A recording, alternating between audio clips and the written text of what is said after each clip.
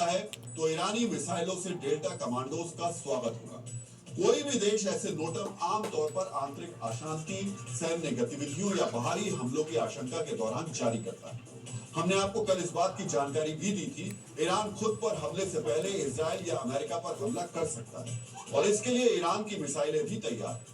लेकिन आज ईरान के दुश्मनों के लिए एक और बुरी खबर आई है, जिसकी चर्चा यूरोपीय देश सबसे ज्यादा कर रहे हैं। अमेरिका के राष्ट्रपति ट्रंप ने कहा है कि खामनेई रूस भाग सकते हैं, लेकिन यूरोपीय देश चर्चा कर रहे हैं कि रूस ईरान को एक ऐसी मिसाइल दे रहा है जिसके बाद खामनेई को शायद ईरान छोड़ने की जरूरत ना पड़े।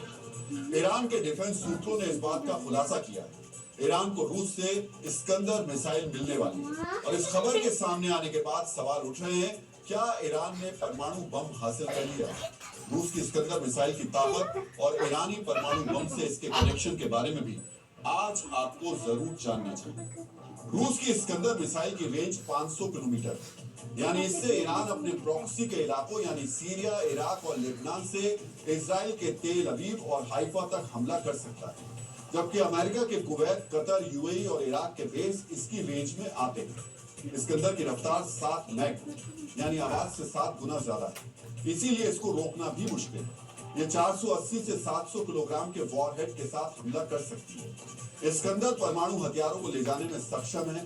यही इस मिसाइल की वो ताकत है जिससे अमेरिका और इजराइल दोनों को डर लगे।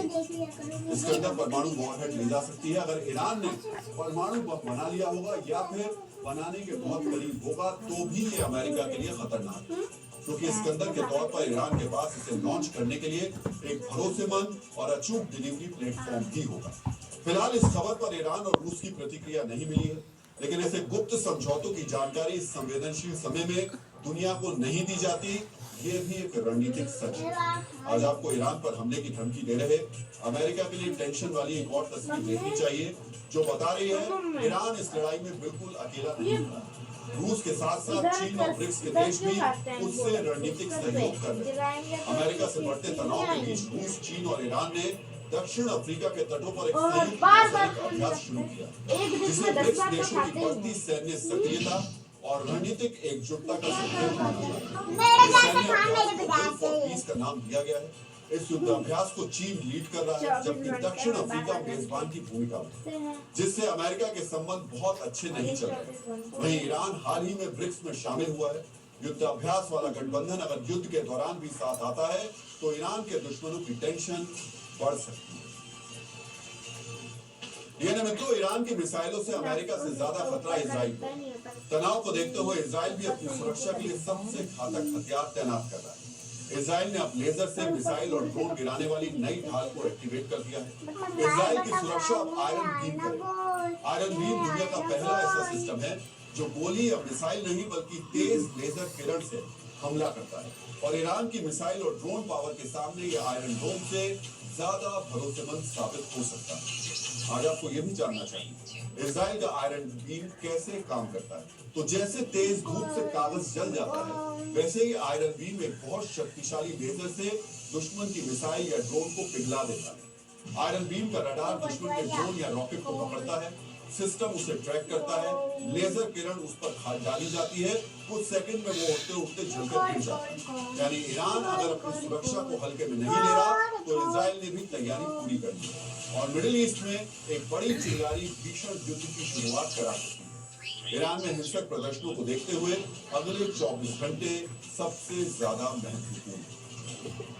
ये मित्रों, दुनिया में एक और टकराव की दहशत बढ़ती जाती है। टकराव की संभावना जुड़ी है अमेरिकी राष्ट्रपति ट्रंप और रूसी राष्ट्रपति व्लादिमीर पुतिन से। कहा जा रहा है कि ट्रंप और पुतिन दोनों परमाणु शक्ति के इस्तेमाल की तरफ बढ़ रहे हैं। ऐसी आशंका जाहिर की जा रही है कि अमेरिका और रूस की परमाणु संधि को लेकर ट्रंप की तरफ से जो बयान आया, उसके बाद इस तरीके की आशंकाएं जाहिर हो गई। एक अखबार को दिए इंटरव्यू में ट्रंप ने कहा है, मुझे कोई फर्क नहीं पड़ता कि अमेरिका और रूस के बीच स्टार्ट संधि की मियाद खत्म हो रही है।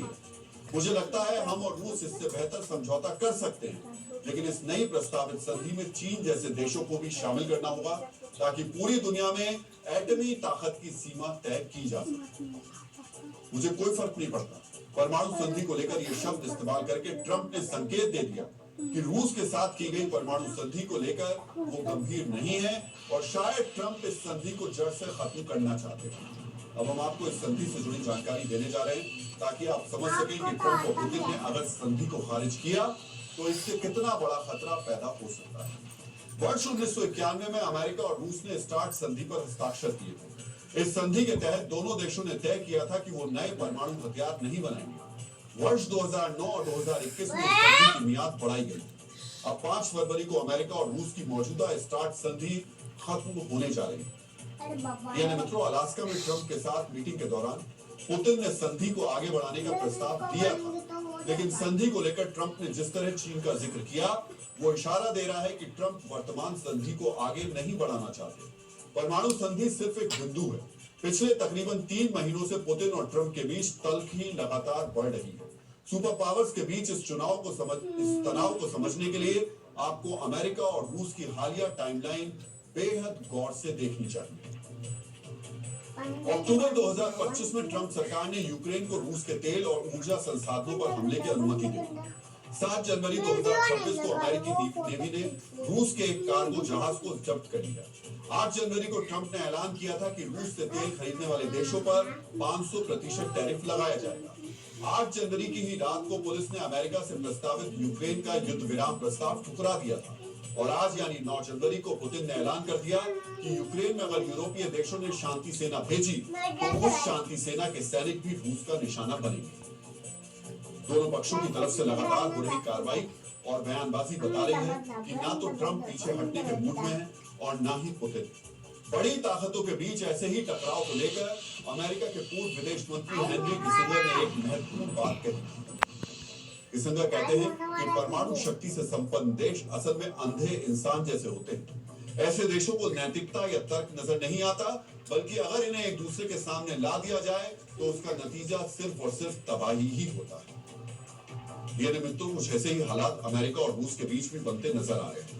ट्रंप की ईगो और पुतिन का सख्त रुख दोनों सुपर पावर्स को एक दूसरे के सामने लाकर खड़ा कर चुका है। आप कल्पना भी नहीं कर सकते कि अगर इन दोनों देशों ने परमाणु संधि से कदम दूर उठाए और परमाणु युद्ध की तरफ कदम बढ़ाए तो कितनी बड़ी तबाही। रूस और अमेरिका के पास कुल मिलाकर 1100 से ज्यादा न्यूक्लियर हथियार हैं। अगर ये हथियार एक दूसरे पर दागे जाएं तो न्यूक्लियर विंटर आ जाएगा, यानी एक ऐसा दौर जिसमें हर तरफ दर्द और तबाही होगी। न्यूक्लियर विंटर में एटमी हथियारों के धमाकों से पैदा हुआ धुआं और कालिक पृथ्वी के वातावरण की ऊपरी परत को ढक देगा और धरती के 70% हिस्से तक सूर्य की रोशनी नहीं पहुंचेगी। कालिक और धुएं की ऐसी परत तकरीबन 10 साल तक मौजूद रहेगी। लंबे वक्त तक सूर्य की रोशनी न मिलने की वजह से धरती का औसत तापमान 15 से 20 डिग्री कम हो जाएगा, यानी सर्दियां तेजी से बढ़ेगी। सर्द मौसम की वजह से बरसात का चक्र प्रभावित होगा और दुनिया की तकरीबन 55% खेती तबाह हो जाएगी। यानी न्यूक्लियर विंटर तबाही के साथ साथ भूखमरी भी लेकर आएगा। इसी वजह से दुनिया चाहती है कि ट्रंप और पुतिन अपने रवैये को थोड़ा नरम करें और परमाणु संधि को आगे बढ़ाएं ताकि दुनिया के ऊपर मंडराता न्यूक्लियर वॉर का ये संकट खत्म हो। डोनाल्ड ट्रंप को एक तरफ पुतिन